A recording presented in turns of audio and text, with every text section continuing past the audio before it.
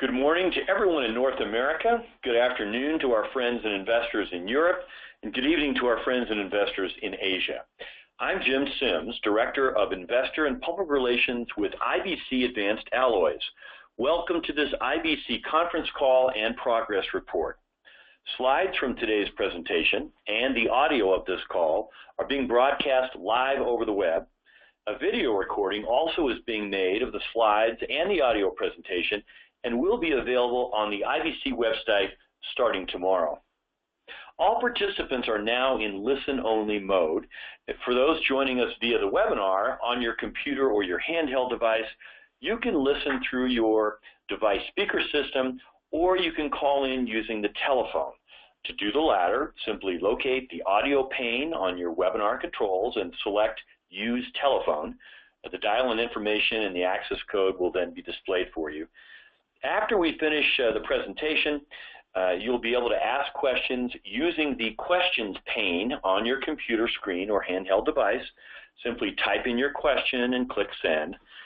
Those participating via the phone-in conference call, you'll be in listen-only mode, but you will be able to pose questions by emailing those to me at jim.sims, S-I-M-S, at ibcadvancedalloys.com.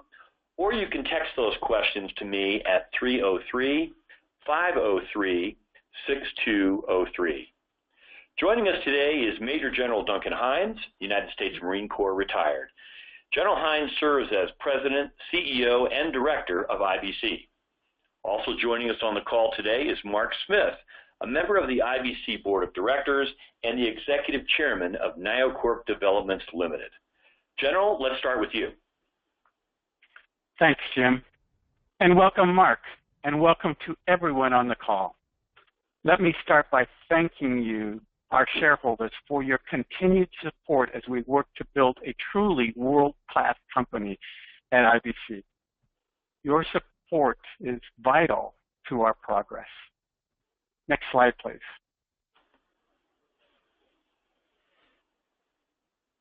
Let me start by saying disclosures are serious business. I view presenting a balanced picture as not just an obligation, but a necessity. I've been advised from time to time that can sometimes come across as negative. Sorry, that's just who I am, and I want you to know that about me. With that background, know that I will be making forward-looking statements during the presentation. Forward-looking statements are based on a number of factors which themselves have risks and could materially change the outcome. Please make sure that you read this legal disclaimer carefully and understand all of the risks as you contemplate any investment decisions. Next slide, please.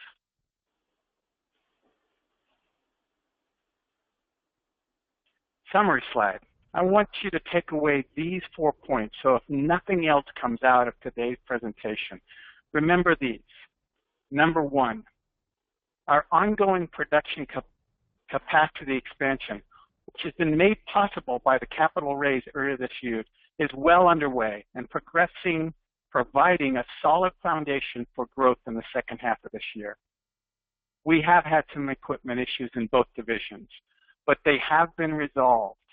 And just as important, the learning from those events have been folded into the equipment upgrades, specifically in 3 areas: sizing, data collection, and increased automation.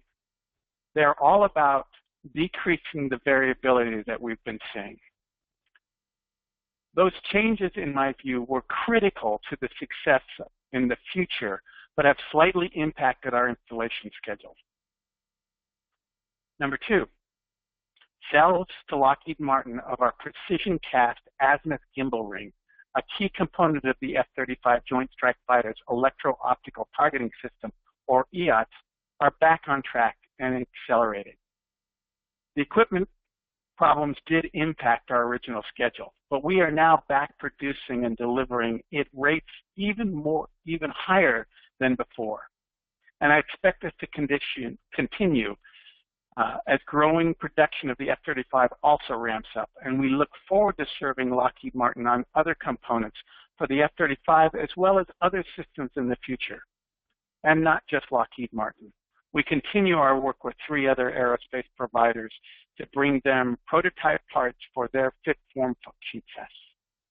Number 3, activity across our various sales pipelines continues to intensify. While overall sales in our copper alloys division has been somewhat flat, we are seeing increases in our copper alloy ring business, as an example, as well as in our proprietary non-beryllium copper alloy products.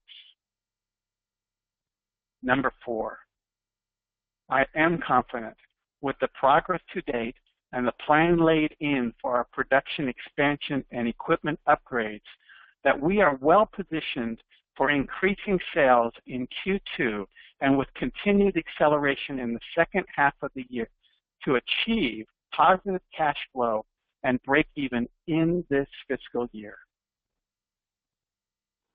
Now, before I transition to the next slide, let me up with this. I want to describe to you the journey that we have been on for the last couple of months. Besides resolving the equipment issues I talked about, besides implementing the lessons learned from those into our designs and iterating the schedules, and continuing with business operations, we have worked diligently to answer this question. What do we want IBC to look like in 2 years, or 5 years, or 10 years, or 20 years? And as you ponder that question, you can come up with an infinite number of future states. They're going to be around our products, they're going to be around the markets, and they're going to be around future economic conditions. But this business is not just about its products. It's about our people. It's about our culture. It's about staying in the sweet spot of the 3 circles. The first circle being our passion, the second circle being what can we be best in class in the world at, and the third circle is our economic engine. So with that, we needed to build the foundation. So transition me to the next slide, please.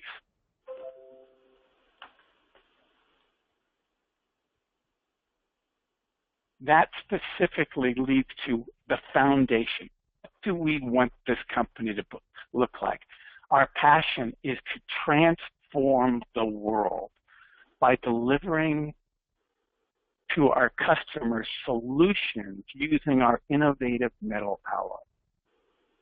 That leads to the very specific part of our that mission is not just to be good at, but to lead the industry in these special alloys by providing precision, cost, and purpose-effective material solutions tailored to our customer specifications while providing a positive work environment and for our employees and value to our shareholders.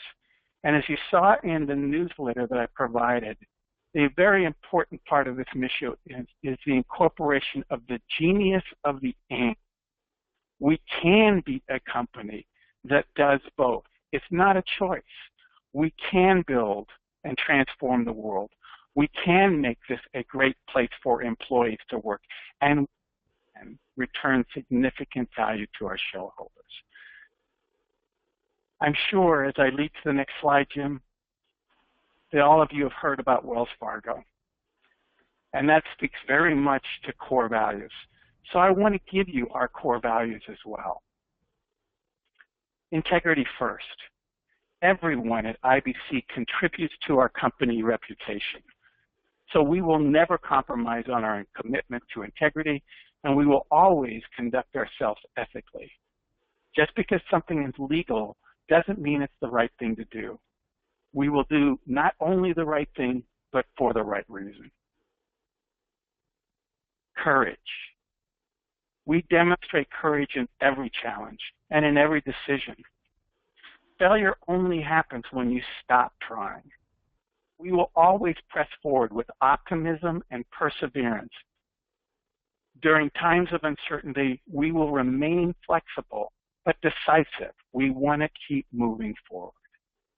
Third, the customer is first. They are our most important stakeholder in our business.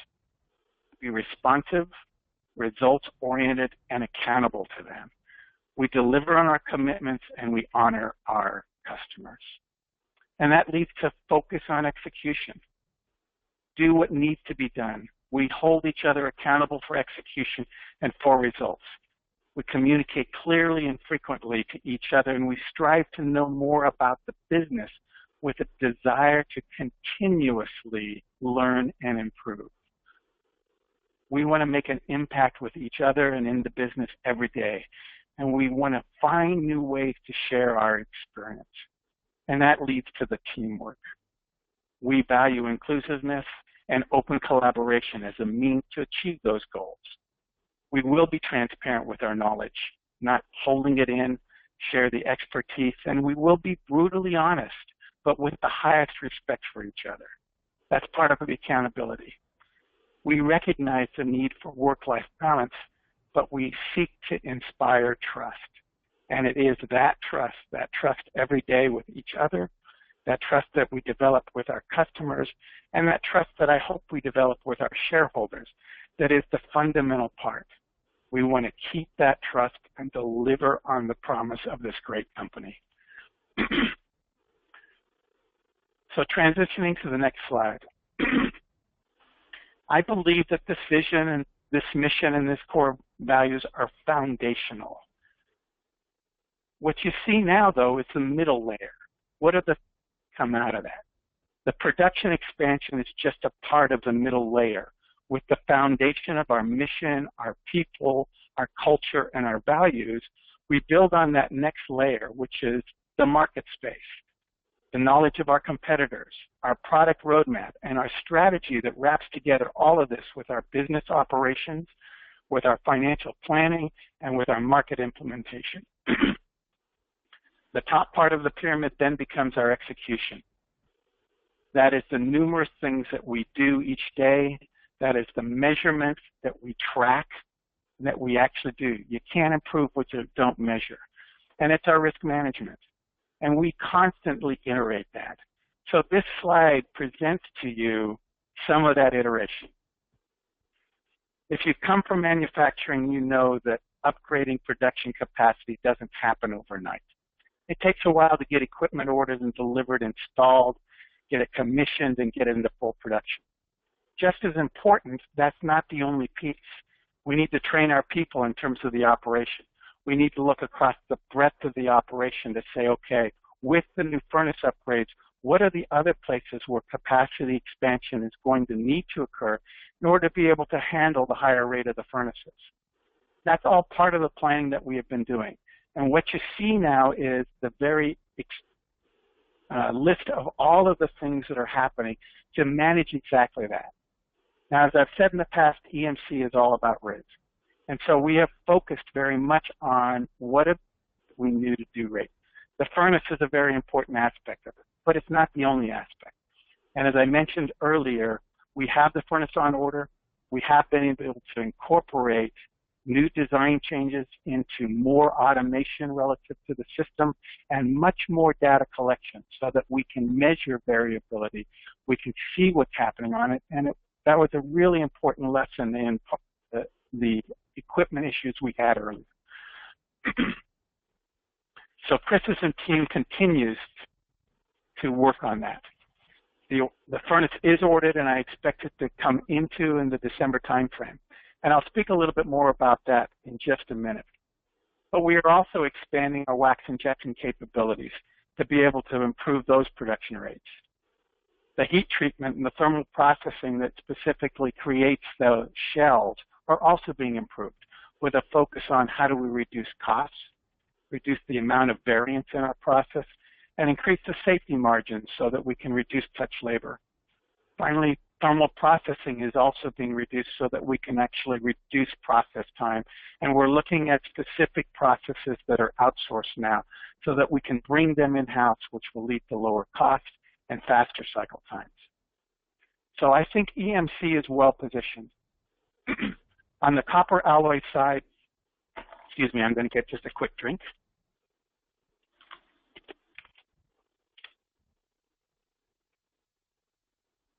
Everybody, can you still hear me okay? Okay. On our copper alloy side, led by Mark Wolma and his team, the new solution, the quench tank, have been ordered and are likely to be installed and operational by the end of the coming January. That furnace is very important in terms of providing not only just additional, but immediately it gives us more ability to deliver against more stringent requirements. The semi-automated load and quench cycle control and allow the division to meet very specific customer demands and specifications. Other upgrades in the copper division are online as well. They include machine tooling, process equipment additions, which are essentially geared to improving production capacity and yield, and expansion of our inventory, which is specifically designed to help us execute on a higher percentage of the orders. In addition to these changes, we've also done organizational changes. As you saw in the newsletter, we announced the promotion of Heather to the Vice President at Wilmington. She's in charge of administrative, sales, and operations. She brings a wealth of great experience, and it's really an integral part. An executive officer that I had in the squadron, so that it allows Chris to now focus more on the outward side of the operations. What can we do to increase the engineering side and to focus more on customer requirements, while I have a great individual who is doing admin, sales, and the daily operational tempo. We also had an important offsite with the executive team and the board. Bringing all of those folks together for a multi-day scenario isn't an easy task, but it was very important in terms of not only focusing on where are we, the brutal realities, where are we going, re-energizing the team, and moving us from not just performing, but transforming the company. And so with these changes, I reiterate that I believe we have built a solid foundation in our cores and mission and values. Continue to iterate in that middle layer here with these enhancements and are making steady progress to achieve positive cash flow and break even. Of course, there's some caveats. Those caveats are specifically relative to execution. The timing of these are important, and I'll talk about them in the next slide.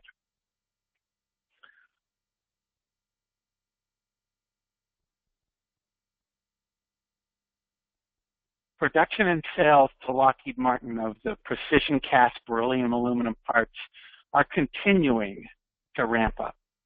We've solved the production issues. We are seeing increased yields, but it put us behind the initial schedule in terms of delivery.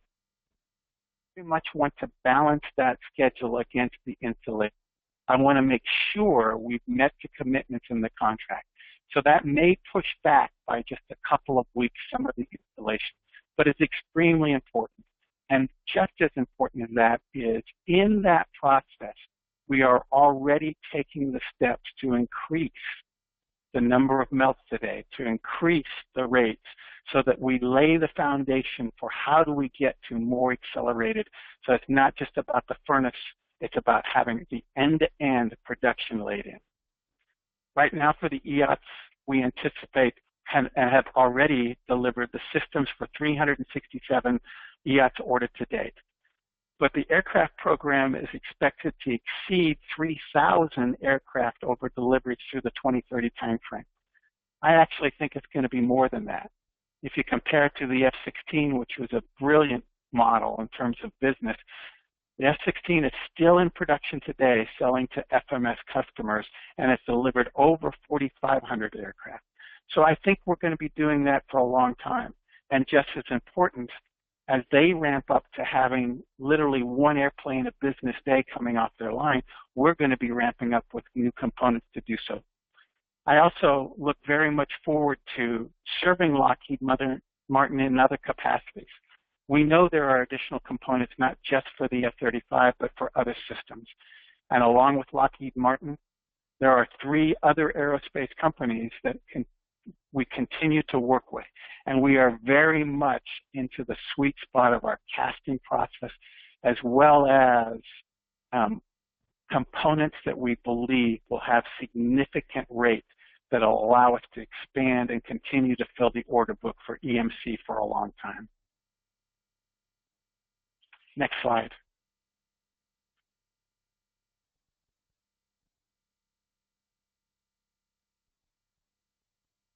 We recently announced that we received the approved forging supplier status with both Newport News Shipbuilding Company and with Electric Boat Division of General Dynamics.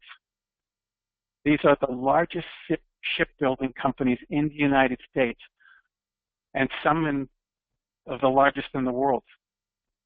Newport News is the sole designer, builder, and refueler of the U.S. Navy aircraft carriers.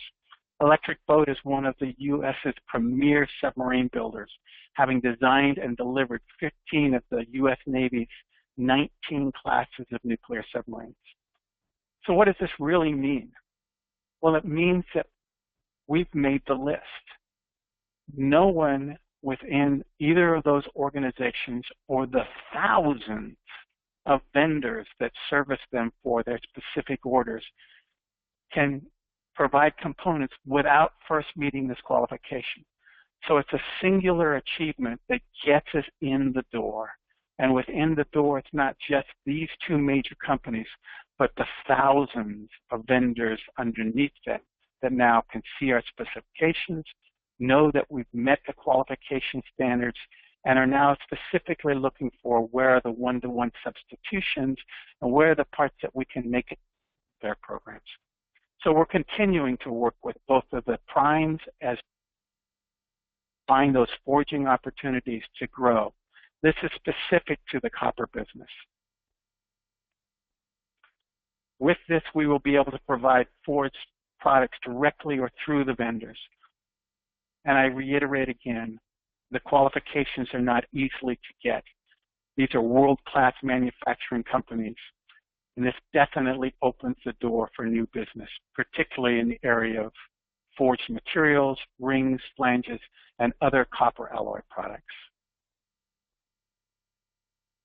We're pleased to announce, as you saw in the report, that we continue to work to advance under IBC's joint development contract with BAE Systems.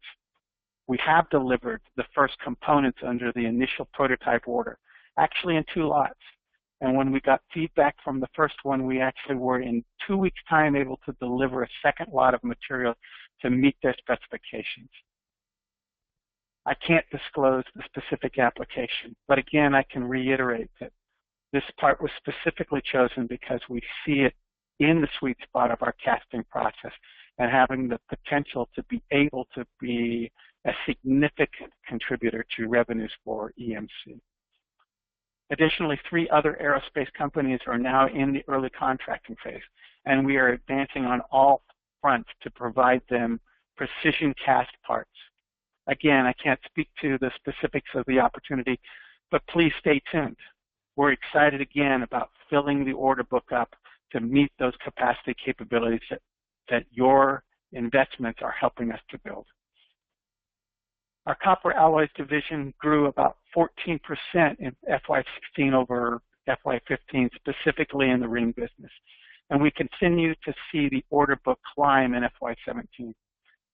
Also, our proprietary non-beryllium alloy produced within the copper division and used primarily for molds has experienced extraordinary growth, 88% in FY16, and we're seeing it outpaced in the first quarter of FY17 on a combined basis. All in all, while we don't provide specific guidance on future performance, I remain optimistic and revenues as a result of the successful deployment of the capital that you've provided in these improvements. We're building a solid foundation. We're iterating, I think, correctly through that middle layer to provide the expansion capability. We're tackling our problems one way by one. I am very proud of this progress that we are making and becoming a growing and profitable company. Next.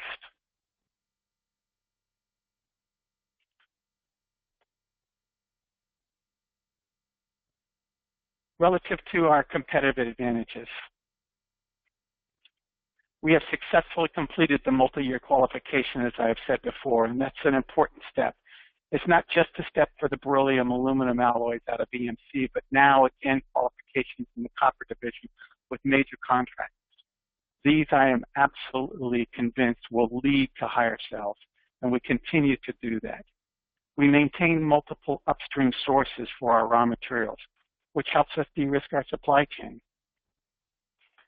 We have a world-class, highly skilled workforce that is reinvigorated by the values, by the mission and the vision that we have set forth, and by an incentive structure that really, really promotes growth. We want to make every single employee of IBC a shareholder, and our incentive program designed around revenue growth is specifically geared to do so. Finally, we own the intellectual property, and we have proprietary know-how for precision castings of beryllium-aluminum. We also have a lot of know-how in terms of complex, high-performance parts that use other alloy materials. So we are able to work with our customers to customize solutions for their specific needs. Further, we continue to advance the technology with research on new alloy chemistries. The joint venture that we've talked about with NioCorp is one such investigation. I'm absolutely convinced that there is a revolution that is occurring now in the materials industry. As you know, scandium is an important element, and that our president of EMC is actually a co-inventor of 2 patents that are held using scandium added to aluminum alloys, scandium-doped alloys. But we believe there are other chemistries that will provide important benefits. So as part of this investigation, we're looking across the spectrum of other chemistries and applications to be able to identify where are the opportunities. And I view this as a very important additional part as we grow it. So if you have more information or more you'd like around that, please read the newsletter. We are advancing on this front. With that, let me ask my fellow to make some general comments. But before he does, let me just say a couple things about Mark. He was instrumental to the success of our fundraising, and right now is very likely the largest single shareholder of IBC. When I look at Mark, I think I can provide him the highest compliment possible, which is he would have made a great Marine. I very much value his insights and his oversight on the board, and I will tell you, he is extremely involved and very detailed. Just ask our CFO, who went through 78 pages of information with him last week. Additionally, for the first time ever, since I've been a director of this company, we have 100% of the directors that are also shareholders. And in fact, 9.7% of the share ownership of IBC now is insiders. So I think that's a strong vote of confidence, and it also shows the alignment of this company to the shareholders. With that, over to you, Mark. Thank you, General. I can't tell you how pleased and really honored I am to be part of the IBC team. And on behalf of myself and the rest of the board, collectively, we are true believers in both this company and in your proven leadership, as well as that of your team. I think at this point, I am IBC's largest current individual shareholder, so I'd like to make a couple of comments. I wear 2 hats, one as a director and as another as a shareholder. And in those capacities, I'd like to offer just a couple of observations this morning. I invested in this company, and I agreed to join the board of directors because I see tremendous long-term potential in IBC. This company is transforming itself into what I believe will be very successful and profitable business. Although the stock has performed well since May, the work to transform this company is really just starting.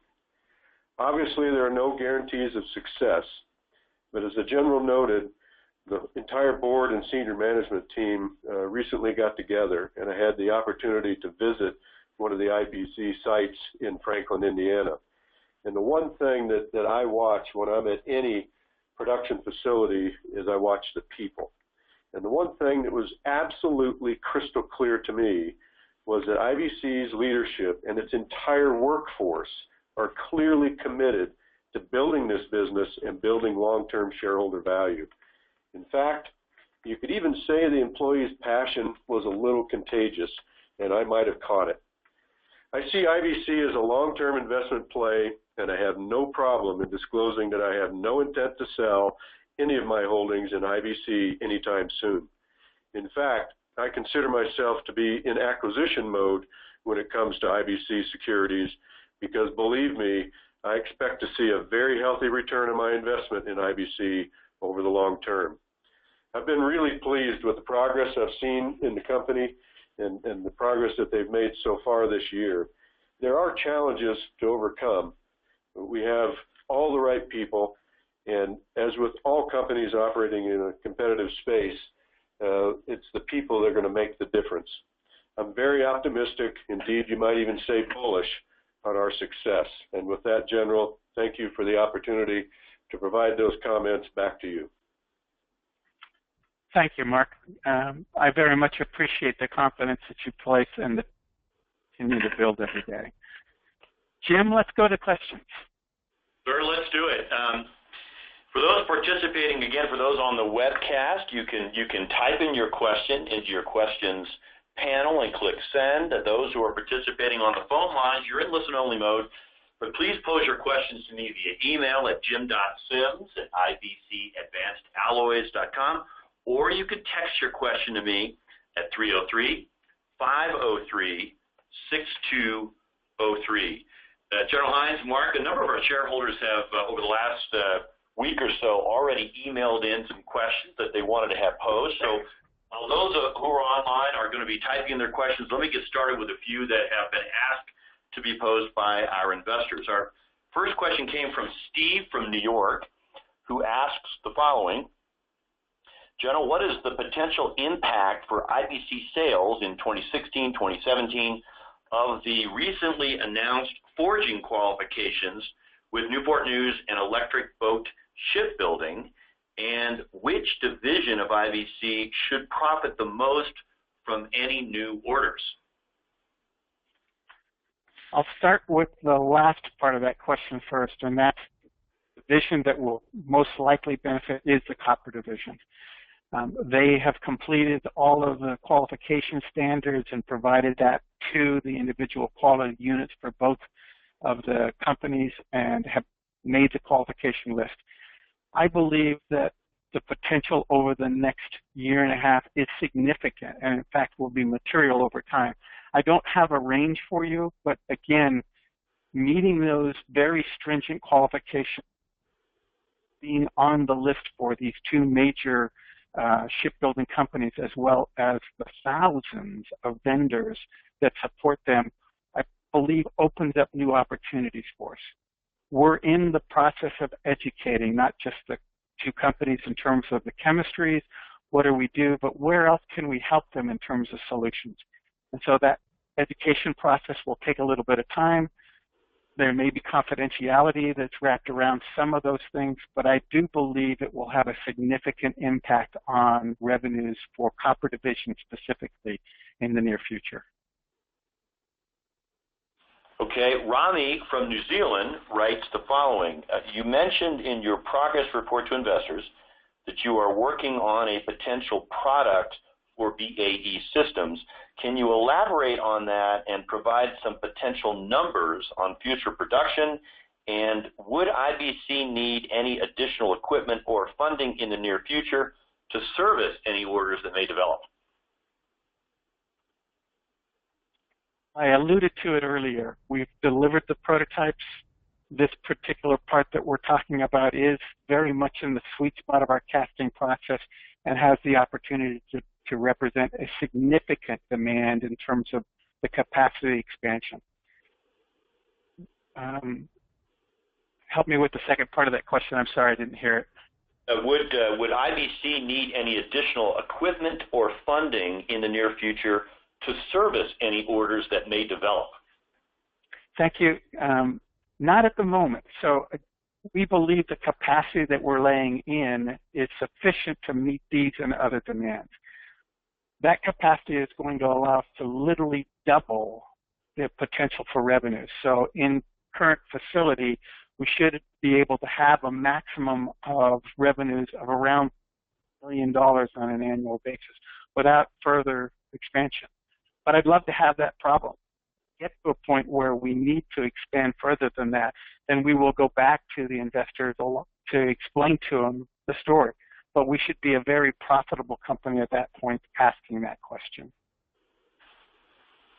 Okay, Peter just writes a question now. When is an IBC listing moving to the USA as 100% of sales are outside of Canada where the listing currently resides? Well, the timing of that will be more predicated around the shareholder holdings. So we are still 67% owned in terms of number of shares issued by Canadians. And with that, as I see that potential base migrate to other locations, we will make the decision around how do we get relisted in the U.S. or moving up to the TSX as potential options. I won't say which one it is, but I will tell you that we are already what are the accounting standards that we would have to incorporate, along with what are the ways that we can improve in the meantime our QSIP and the registration of it so that we can in fact make it easier for U.S. investors to invest in the stock today, even as we stay listed on the Canadian exchange. Okay, our next question has come from Walter in Belgium. When do you think the company will be cash flow positive and break even? Well, I reiterate again that that will happen in this fiscal year, and I am working very hard to pull it in. Our fiscal year ends June 30th.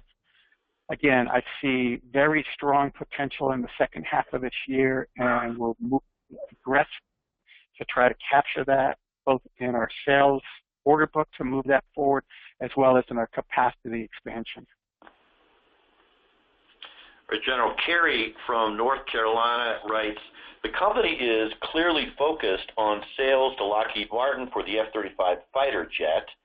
What are the growth projections for that business? And what happens if the government doesn't buy as many planes as they advertised? Well, the ramps have always changed. So the reality is that we will see some migration to that. But Lockheed is going to become a smaller percentage of the amount of work that we do over time as we continue to expand into other aerospace companies and other commercial avenues as well for the EMC. So I will remain focused on Lockheed Martin. They are important to where we are today. We want to establish the reputation of doing what we promised, and that is our focus. There will be additional components that will come along, not just for the F-35, but other systems. So the reliance on Lockheed, I believe, will be reduced over time as we continue to expand out to other segments of aerospace, commercial manufacturing, and eventually high-end automotive and aerospace.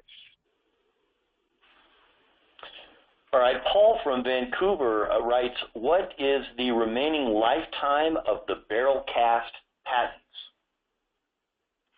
So those patents have actually expired. They expired in 2012. We maintain very stringent the trade secrets associated with those patents. We do confidentiality agreements with the employees that extend past their obligation relative to employment and their separation agreements to try to protect that.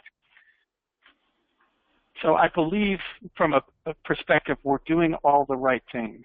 We will look at our IP in the future in terms of additional new chemistries to see what intellectual property we want to preserve and protect with the new chemistries that are forthcoming. But I think we've got a pretty significant competitive advantage right now, and the amount of effort that it takes to meet the qualification standards, to meet the OSHA requirements, and to protect your workforce are significant. So they are barriers to entry for other companies.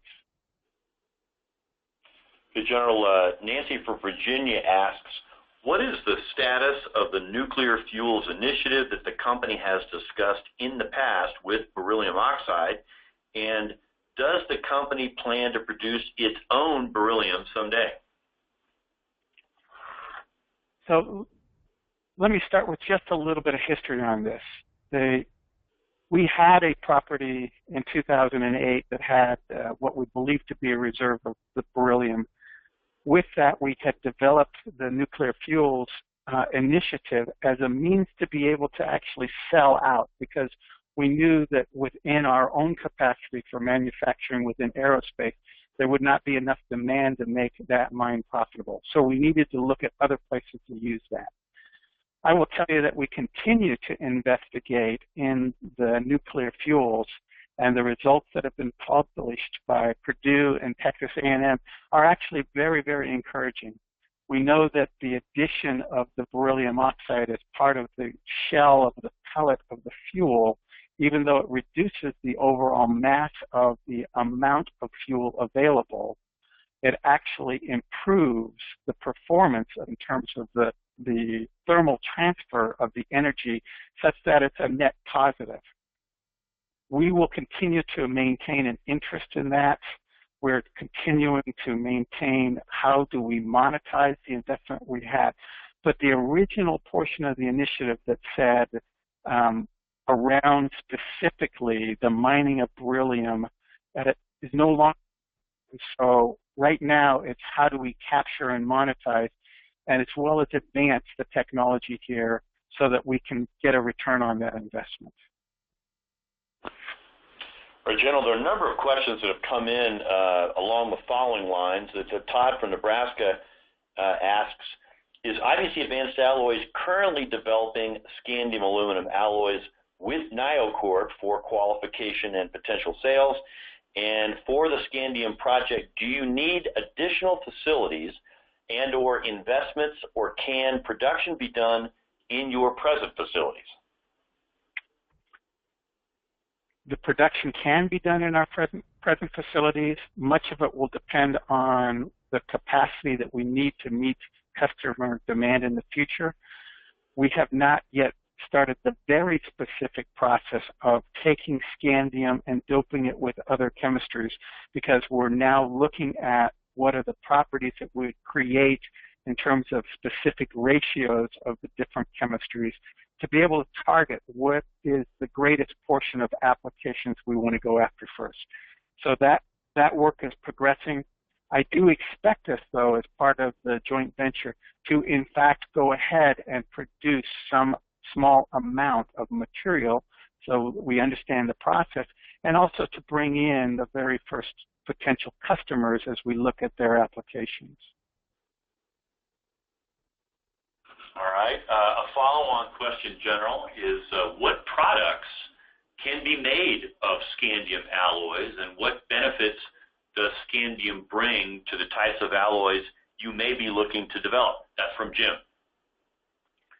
That scandium allows, the addition of scandium helps strengthen the material and allows us to essentially lightweight the material. And so by lightweighting it, we can now reduce the overall fuel consumption and performance of different things. So that's the target market, and you can think of all of the different places that will apply. In the newsletter, we talk about the medium range, smaller, provide significant performance improvements there. But I also see us moving into high-end automotive, high-end sports.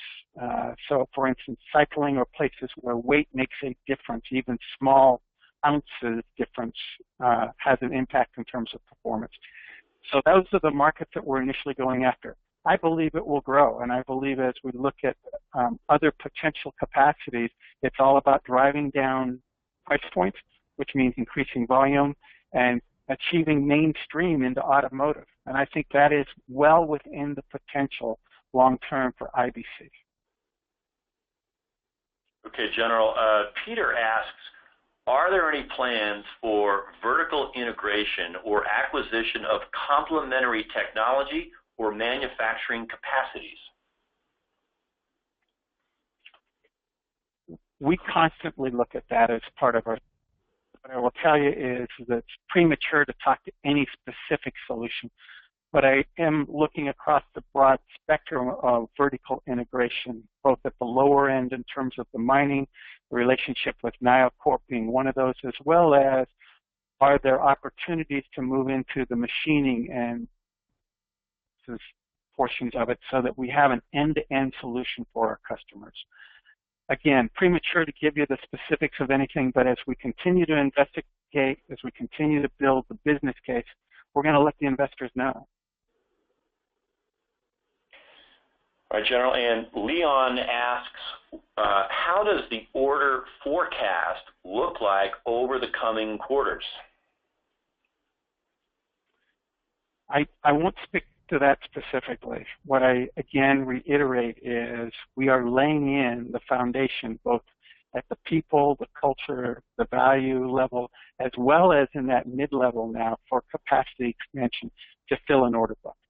And the sales team is out aggressively finding those customers to be able to do just that. We intend very much in terms of capacity expansion to try to double revenues for EMC and to look at significant improvement in copper to get them back to profitability as well.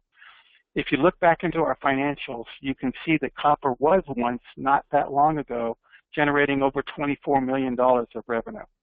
And that's the capacity within the current facility and capabilities. I want to get us back there again. All right, General, that pretty much exhausts our questions. Thank you, and Mark, thank you for joining us today. As I mentioned at the outset of our presentation, the slides and the audio from today's presentation have been recorded, and they'll be made available for download or streaming viewing on IBC's website almost certainly by tomorrow morning. Thank you all for joining us today. We look forward to talking with you again on our next call, and I'll just follow up and note that if there are questions that have come in and haven't come up on our screen yet, or if we didn't get to your question, there were several others that are coming in via email, please send those to me and I'll get you an answer. It's jim.sims, S-I-M-S, at IBCadvancedalloys.com. Thank you all and have a great day.